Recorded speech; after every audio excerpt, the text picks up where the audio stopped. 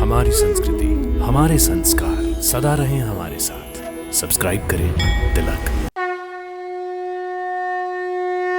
भक्तों नमस्कार, प्रणाम और हार्दिक अभिनंदन।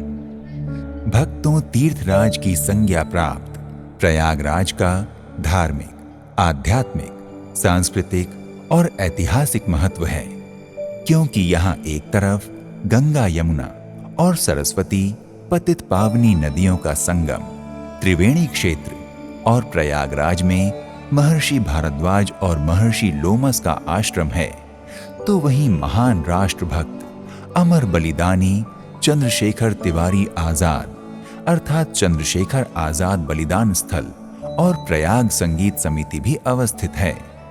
भक्तों, बड़े हनुमान जी का मंदिर सारी दुनिया का विख्यात मंदिर है। ये मंदिर भारत के राज्य उत्तर प्रदेश के प्रयागराज में संगम के समीप यमुना तट पर स्थित है। भक्तों, प्रयागराज के इस मंदिर का प्रामाणिक इतिहास तो लगभग 300 वर्षों का ही है, लेकिन इस मंदिर को 600-700 वर्ष पुराना माना जाता है। एक प्राचीन कथा के अनुसार कन्नौज के राजा निसंतान थे।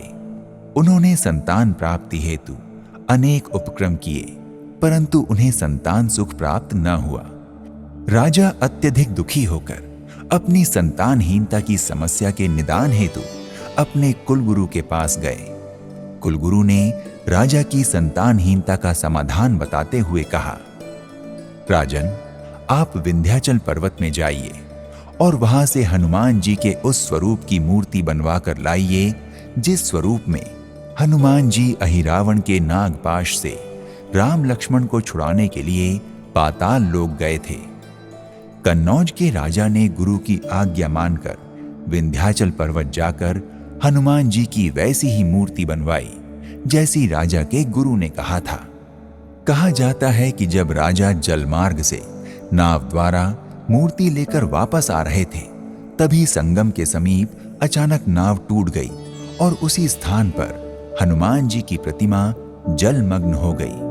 राजा ने जलमग्न मूर्ति को पुनः प्राप्त करने का बहुत प्रयास किया, लेकिन मूर्ति उन्हें प्राप्त न हो सकी। वो दुखी मन से अपने राज्य वापस लौट गए। इस घटना के कई वर्षों बाद जब गंगा का जल स्तर घटा, तो वहां धूनी जमाने का प्रयास कर रहे दिगंबर साधु राम भक्त बाबा बालगिरी महाराज जी को वही हनुमान जी की मूर्ति लेटी हुई अवस्था में प्राप्त हुई। जब ये जानकारी कन्नौज के राजा को हुई, तो उन्होंने इस स्थान पर हनुमान जी के मंदिर का निर्माण करवा दिया। भक्तों, अकबर के शासनकाल में जब मगध, अवध और बंगाल सहित पूर्वी भारत में चल रहे विद्रोहों पर अंकुश लगाने और नियंत्रण पाने की मंशा से अकबर किला बनाने के लिए एक उचित स्थान की खोज कर रहा था। उसके लिए उसे प्रयागराज का ये स्थान भा गया और उसने यही किला बनाने का निश्चय कर लिया, किंतु गंगा और यमुना के कटाव के कारण वो ऐसा करने में असफल हो रहा था। नक्शे के मुताबिक अकबर का किला नहीं बन पा रहा था। तब उसने यमुना तट पर ऊंचे स्थान पर विराजमान हनुमान जी की मूर्ति को वहां से हटाने का आदेश दिया, परंतु हनुमान जी की मूर्ति हटना तो दूर, हिली भी नहीं। जब अथक प्रयास करने के पश्चात भी मूर्ति वहां से नहीं हिली, तो बादशाह अकबर ने हार मान ली और हनुमान जी की महिमा के आगे नतमस्तक हो गया। जिसके बाद बादशाह अकबर ने अपने किले की दीवार मंदिर के पीछे खड़ी करते हुए कई स्थानों की भूमि भी हनुमान जी को समर्पित कर दी थी। भक्तों, बड़े हनुमान जी को प्रयागराज का कोतवाल माना जाता है।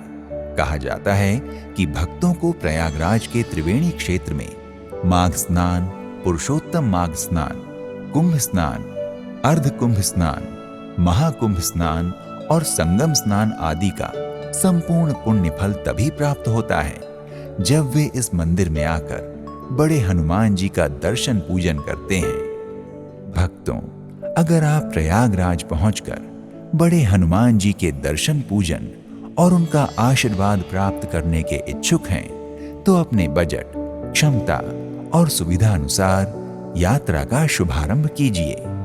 तो आज के इस एपिसोड में इतना ही। एक नए धाम की यात्रा में फिर मिलते हैं।